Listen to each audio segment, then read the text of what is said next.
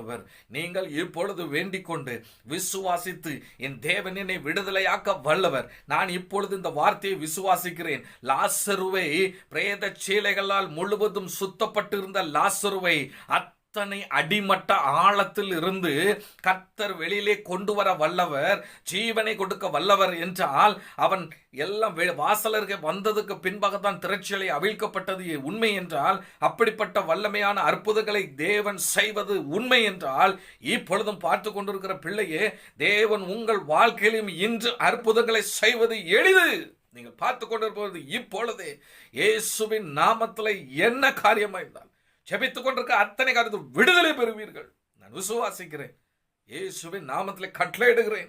பலவீனம் மறைந்து போகட்டும், கேன்சர் வியாதி மறைந்து போகட்டும், எல்லாம் மறைந்து போகும்.